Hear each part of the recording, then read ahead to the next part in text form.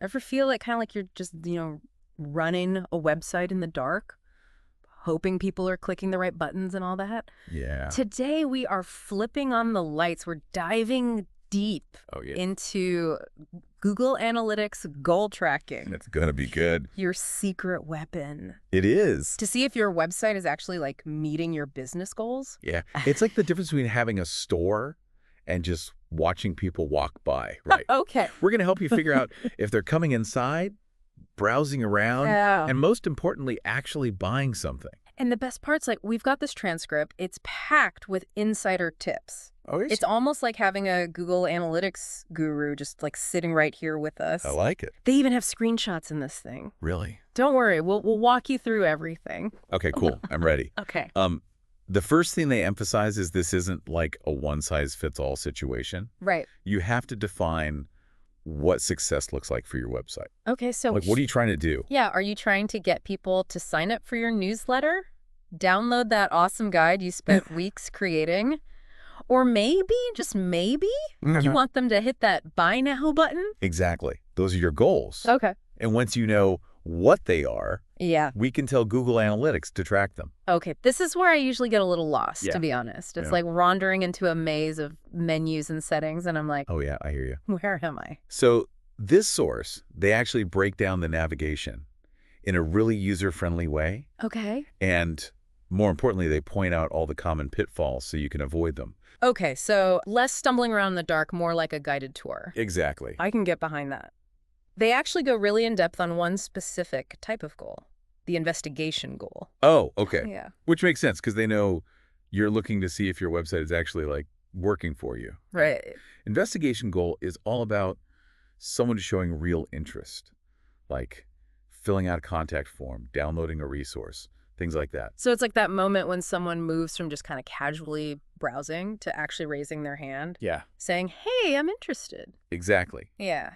And while they use investigation as a clear example, they do mention the other goal types available. Okay. Things like how long people are staying on your website or even how many pages they're visiting. Hold on, wait a minute. You're telling me Google Analytics can track all of that? Oh, yeah. This is amazing. I had no idea. Oh, there's so much you can track. Wow. It's all about choosing the right goals Mhm. for your needs. But before we get ahead of ourselves, let's go back to those investigation goals for a second. Okay. The source makes a really good point about URLs. Okay, URLs. Those things at the top of the browser window, Right. I'll admit, I usually just glance at them and I'm like, okay, and I move on. Yeah. What's the big deal? Well, they're actually the key to making sure your goals are being tracked accurately. Okay. Think of it like this. When someone completes a goal on your website, like filling out a contact form, they usually land on a thank you page. Ah, I Right. see where you're going with this. Okay, Yes. so that thank you page or whatever specific page it is someone lands on after they complete a goal, that becomes like a signal to Google Analytics. You got it. It's like that page is saying, hey, this person actually did the thing. Okay. And the URL of that page, that's the secret code. Okay, that makes sense. But then they start talking about this starts with function. And I'll admit, I got a little lost again. What is that all about? Okay, so imagine you have multiple thank you pages on your website. Okay. Maybe you're thanking people for signing up for your newsletter, downloading different guides, or even making purchases. You don't want to set up a separate goal for every single page. Right. That sounds like a headache just waiting to happen. Exactly. That's where it starts with, comes in. Okay. Instead of tracking the entire URL, you can tell Google Analytics to just look for the beginning part. Okay. So if all your thank you pages start with thank you, Right. you can track all of them with just one goal. Oh, that's clever. So it's like saying, hey, Google, as long as the URL starts with this specific phrase, I know they completed a goal. Exactly. And here's where it gets even better.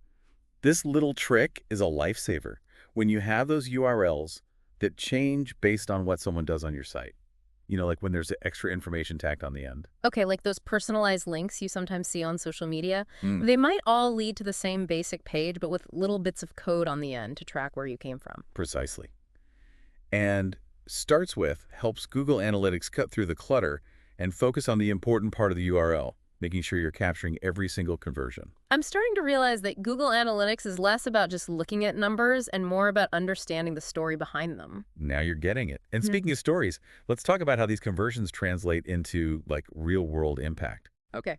The source touches on this really interesting idea of assigning monetary value to your goals. Okay, so up until now, we've been talking about tracking things like form submissions or downloads.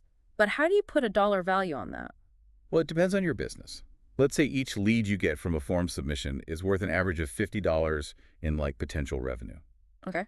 You can tell Google Analytics to assign that value to every investigation, goal completion. Wow. So instead of just seeing a bunch of conversions, I'm actually seeing potential dollar signs. That's a game changer. It really helps you understand the ROI of your website efforts. Hmm. However, the source does make a good point. This works best for conversions with a consistent value. So if I'm selling a product that always costs the same, that's easy to track. But what about something more complex, like a service-based business where every project is different? That's a great question. And it highlights the fact that while assigning monetary value can be incredibly insightful, it's not always a perfect science.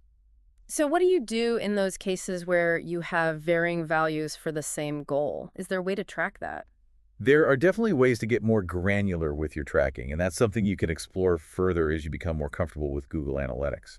It's like this whole world of data analysis just opened up. It is. I feel like we've gone from basic addition to suddenly understanding algebra. Yeah, it's definitely a journey. And the source actually teases us with this little hint about the next level of analysis, something called funnels. Okay, funnels. Now that sounds interesting. Is that like those sales funnels I've heard marketers talk about? You got it. It's all about visualizing the customer journey. From the moment they land on your website to the point where they hopefully complete a goal. So instead of just seeing that someone filled out a form, I can see all the steps they took before that, like all the way back. Exactly. You can see which pages they visited, what they clicked on, how long they spent on each page. It's like getting a behind-the-scenes look at their whole decision-making process. Now, that's what I call powerful data. But how does it actually help me improve my website? Like, what do I do with that information? Well, imagine this. You set up a funnel for people who buy your product right, Okay. and you notice that a lot of them are abandoning their cart right before checkout. Ugh, that's the worst. You get so close and then boom, they're gone. Right, but now you have a clue. You can start investigating why they're dropping off at that specific point. Yeah. Maybe your checkout process is too complicated, or maybe they're getting hit with unexpected shipping costs. Oh, that makes sense. Yeah, So instead of just scratching my head and being like, why aren't people converting? I can actually pinpoint the problem areas and fix them. precisely.